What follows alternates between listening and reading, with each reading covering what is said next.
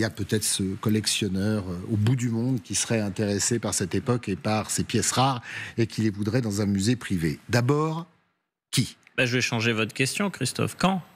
Quand est-ce que c'est la dernière fois qu'on a vécu un braquage assez spectaculaire dans un musée parisien ? C'était le 16 septembre dernier au Muséum d'Histoire Naturelle. Des pépites d'or ont été volées, 600 000 €.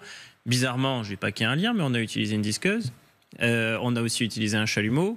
La question des complicités internes se pose. Et alors, la disqueuse, c'est un élément, on reverra peut-être l'image, on l'a vu subrepticement tout à l'heure, c'est une pièce qui a été retrouvée d'ailleurs en bas, juste à côté de ce mont de charge. Oui, sans armes ni violence, on sait exactement ce qu'on vient chercher, on sait quand est-ce qu'on peut venir le chercher, et sans qu'il y ait de brutalité, on arrive à récupérer ça en quelques minutes à partir.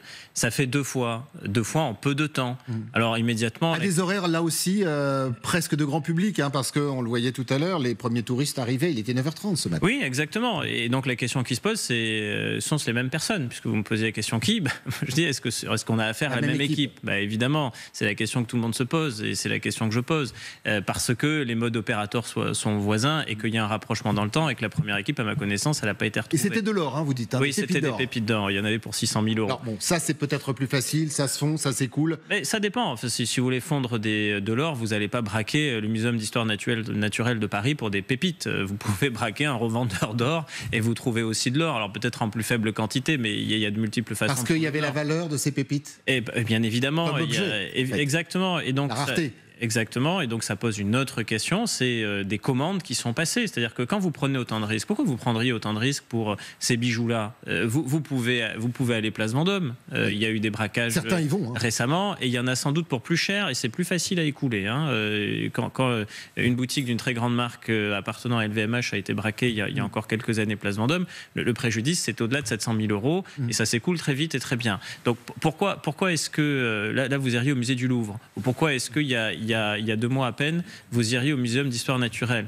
Sans doute qu'on vous demande de le faire, et que le destinataire, il n'a pas simplement envie qu'on lui découpe tout, on lui retaille tout, on lui fonde tout. Surtout pas, peut-être. Surtout pas. Mais de façon très, très franchement, quand les bijoux dont on parle, vous pensez franchement que là, dans l'heure qui a suivi le braquage, on les a démontés et fondus ? Ça, c'est dans les films. La réalité, c'est qu'il y a des gens qui voulaient très précisément ces bijoux-là, et que donc, il faut d'abord se poser la question du commanditaire, et de savoir si... Ils sont toxiques, ces bijoux, c'est-à-dire que personne n'en veut. Vous ne pouvez pas aller à un refourgue, ou vous ne pouvez pas aller n'importe où avec ça. De toute façon, ils clignotent, comme on dit dans le milieu. En disant qui veut bien ça, ou les remettre sur le bon coin, comme on a pu le voir dans d'autres affaires. C'est vrai, non mais vous avez raison, j'en rigole. Avec des braquages amateurs. Oui, ça arrive. Et ce sont les amateurs. Voilà, ce sont des braquages amateurs. Là, c'est... Les sacs notamment de luxe. Exactement. Donc là, c'est évidemment très travaillé, très préparé, très étudié. Donc se pose la question du commanditaire, et s'il est à l'étranger, parce que l'équipe peut venir de l'étranger. Et donc le principal risque, et c'est une course contre la montre, c'est que les personnes qui ont fait ça quittent le pays en fait.